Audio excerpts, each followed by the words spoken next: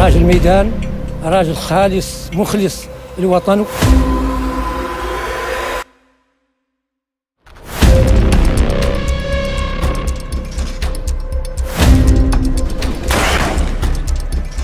وبابية ارتزات فيه قبيلة تيتوسة أو قبائل الصحراء والوحدة الوطنية.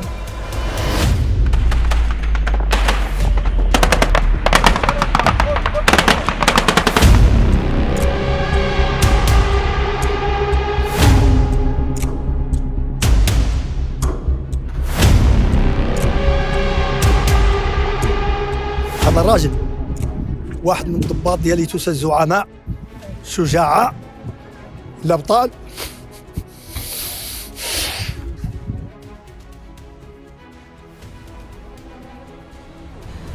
شمعة أخرى من نور التاريخ آن الموعد لتنطفئ، وفي إطفائها الرباني غصة وحرقة وفقدان، وصفحة بعناوين الكبرياء والشموخ والبسالة تطوى من مجلد البقاء بين تضاريس دنيا الناس، لكنها ستدخل حتما أرشيف التاريخ لتختزل المرحلة بتفاصيلها مهما توالى غبار السنين وتقلبات مناخها.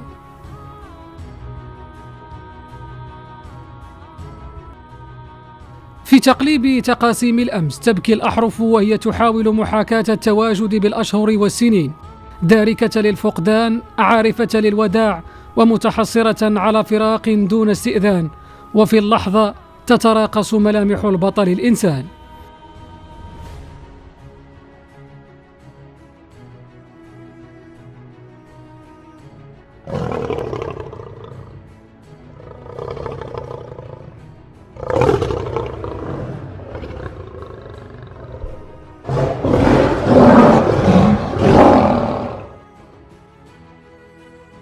سليل عائلة الكرم والجود والقيادة كما يصفها الأهالي في منطقة وادي الذهب، مرورا بالساقية الحمراء وصولا لتراب الأصل بواد نون، أسس بجرأته وثباته وحسن خلقه لعلاقة استثنائية مع قبائل الصحراء، بمروءة ولطف وكاريزما القيادة التي ورثها عن جده القائد التاريخي محمد الخرشي رحمة الله تغشاه. الحس الدفين للقيادة ولد مع الصرخات الأولى لمولد بابية في العام 40900 وألف بين تضاريس الصحراء الوعرة، في خيمة لها حضورها في وجدان الأهالي بمعطى الأمس والحاضر، فانطلقت خطوات النشأة في كنف القيم قبل أن يصل مرحلة الشباب وينطلق عنان البسالة في سياق متسم بالبسط الاستعماري للمنطقة. 4 يونيو سنة 56 900 وألف أرخت لأولى أيام تواجد الشاب بابية الخرشي بين أفراد جيش التحرير، حينها لم يطفئ بعد شمعته 16، لكن عزيمته الداخلية تتجاوز معطى الأرقام بكثير. انخرط في جيش التحرير فاختط لنفسه التواجد في طليعته بعد أن بصم على استرخاص نفسه في سبيل موطنه وأهاليه، صبورا مكافحا ومنافحا عن وطنه وسلطانه. لم ينتظر الشاب حينها بابية الخرشي كثيرا لتسطير مشوار الانتصارات بمعية رفاق دروب الجهاد والكفاح والنضال، فكتبت الأقدار أن يخوض أولى معارك التحرير عام 57 900 وألف، أي بعيد أقل من عام عن التحاقه بجيش التحرير تلبية لنداء الوطن، ليكون عام 57 900 وألف عام المعارك بامتياز عبر مواقع أمطدي مرقالة وترقانت، وهي معارك كان في طليعة أفرادها 3 معارك في عام واحد لشاب لم يكمل بعد سن 17 عاما، غرست في دواخله نظرة الحرب والتحرر وعززت إرادة النصر وإجلاء المستعمر.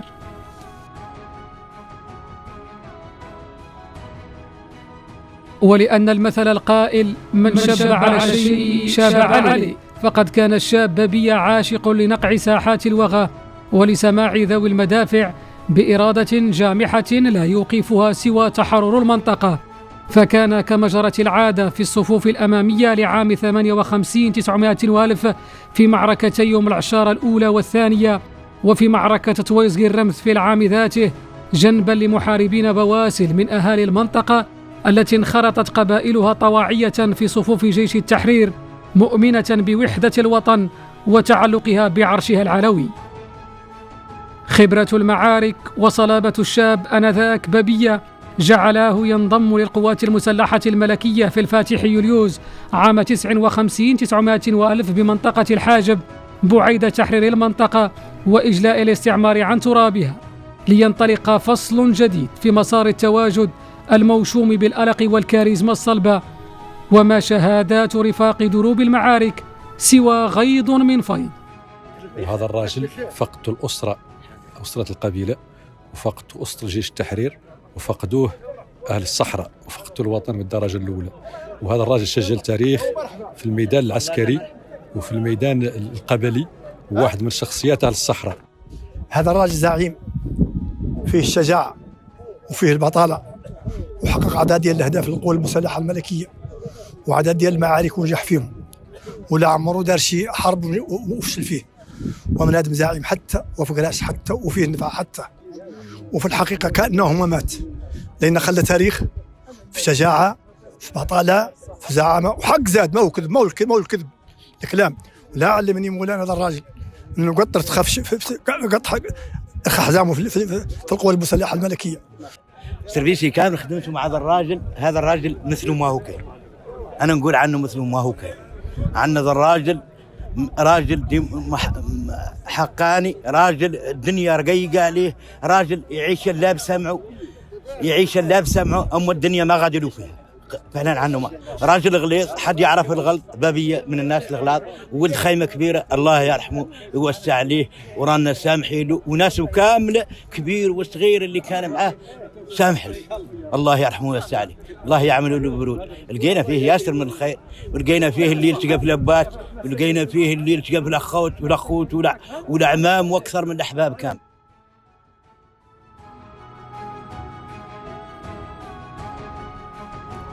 وبابية معروف بالكرم وطيب الأخلاق، ولا يعمل يكون شيء صالح وضرك. وبابية ارتزات فيه قبيلة تيتوسة أو قبائل الصحراء والوحدة الوطنية والقوات المسلحة الملكية والمقاومة وجيش التحرير، هو واحد منهم.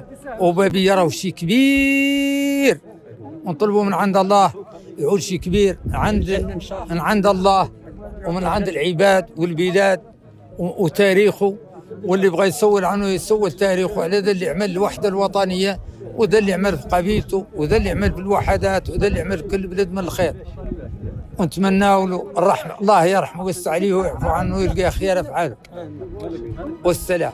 عام 60-900 وألف سيدون الالتحاق بالفوج الأول بالسويسي، وبعد عامين أي سنة 62-900 وألف سيعود لمداعبة تراب الصحراء عندما عزز الفوج 12 بمنطقة الطرفاية، وهو الدارك لتضاريس المجال العارف لخصوصية الإنسان، سيما وهو يتقاسمه الثقافة والانتماء واللهجة.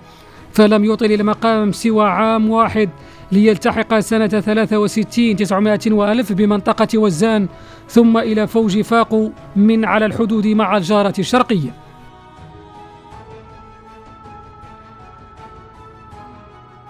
الفاتح أبريل عام 66-900 وألف سيسترجع بابية الخرشي ذكريات الأمس، وهو يلتحق بمنطقة آقا المتاخمة لبلدة آسا، حيث قضى بها 9 أعوام قبل أن يأتي نداء الوطن مرة أخرى ويشحذ هممه، معيدا ذكريات الضغط على الزناد، مستنشقا روائح البارود ومنصتا لدوي المدافع في المعركة الأولى لحرب الصحراء بشعاب منطقة جديرية عام 75-900 وألف. ملكات بابية في ساحات الحروب ألزمته الترحال بين المواقع العسكرية، وكأن الأقدار نطقت بالقول: أينما وجد البارود فتلك ترابك. فبعد انتهاء حرب الصحراء التحق بمنطقة الحقونية معززا كتيبتها العسكرية سنة 76-900 وألف، حيث خاض معارك الزويزل وأشبابين نواحي منطقة حوزة، ومعركة كشاف خزين وروس علاوان نواحي منطقة الحقونية، وكلها معارك دونت في عام واحد قبل أن يكتب الوصل من جديد بمنطقة الطرفاية عام 77 900 وألف، فكان من المؤسسين للواء العاشر للقوات المسلحة الملكية الذي جرى إنشاؤه بالمنطقة. من داخل اللواء العاشر خاض بابية معارك أخرى، منها معركة المنيعة عام 78 900 وألف، وعين أمينا على الكوفة المتجهة من الطنطان صوب العيون.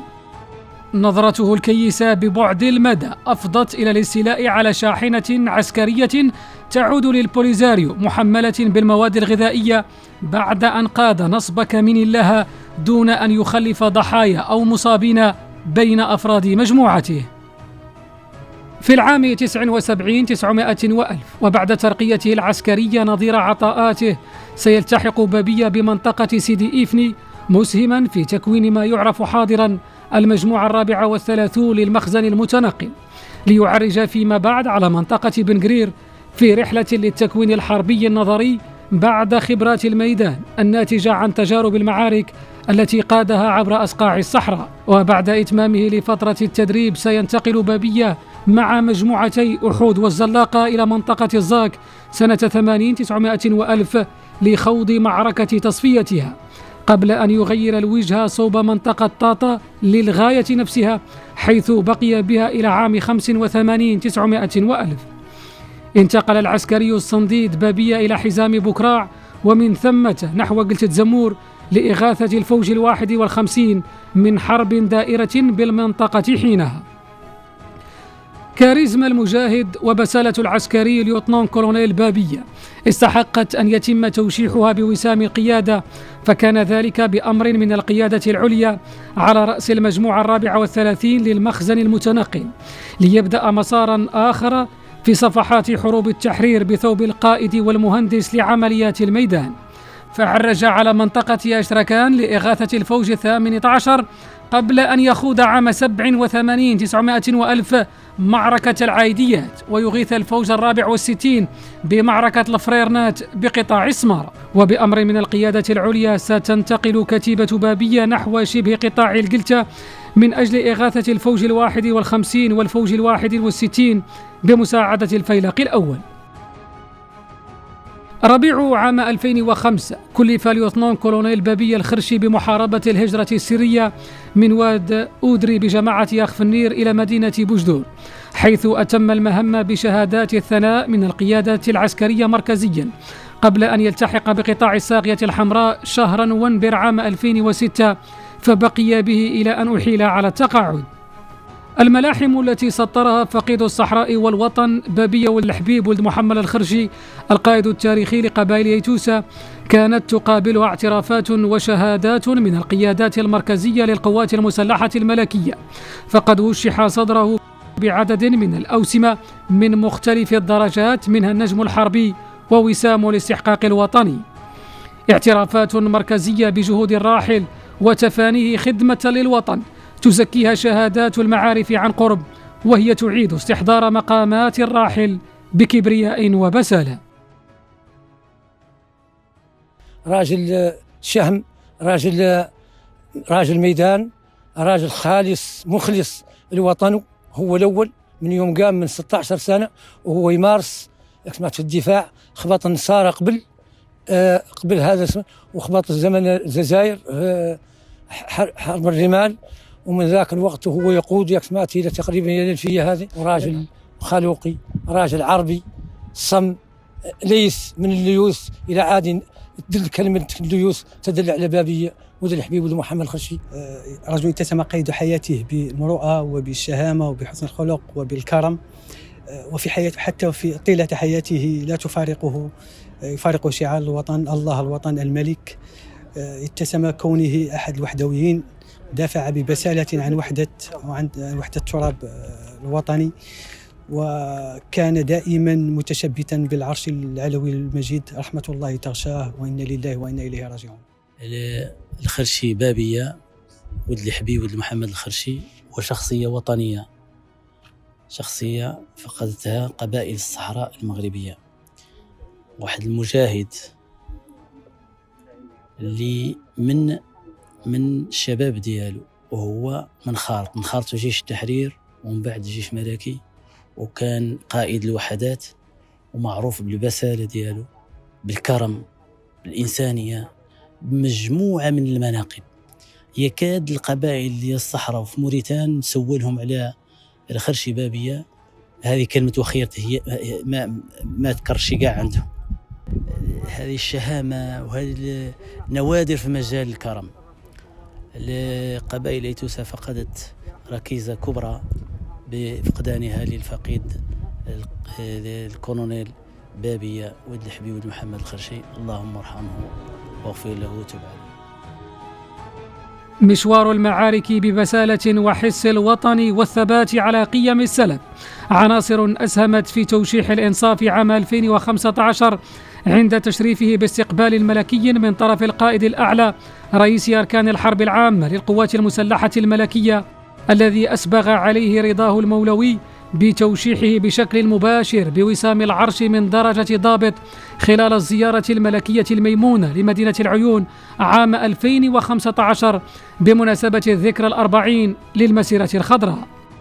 توشيح ملكي سامي من قلب عيون الساقية الحمراء لرمز عسكري من رموز الوطن الجهابدة في قصائد المعارك بقافية النصر وبحور الانتماء.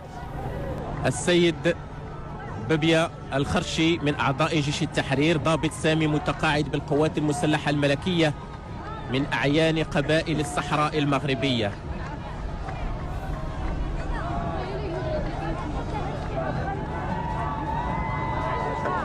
توشيح ملكي سامي لشخصية وطنية صحراوية استثنائية ربطت علاقات ود مشبعة بروح الوطن مع ساحات المعارك، مسترخصا روحه فداء لوطنه ولشعبه.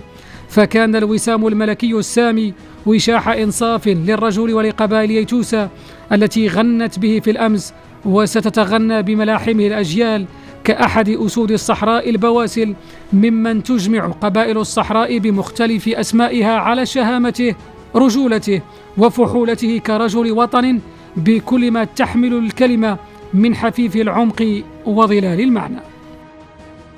ليوتنون كولونيل بابية الخرشي صنديد المعارك وأحد أعيان قبائل ايتوسا المجاهدة والصحراء، مسار التواجد ببريق سيبقى بعد أن اختط في سجلات التاريخ الوطني، وإن فقده الأهالي والوطن إلا أنه أسد قد كتب المقام بزائر العطاء بين تضاريس الصحراء. رحم الله فقيد الصحراء والوطن وجعل مقامه بين جنات النعيم رفقة الشهداء والصالحين، وإن لله وإنا إليه راجعون.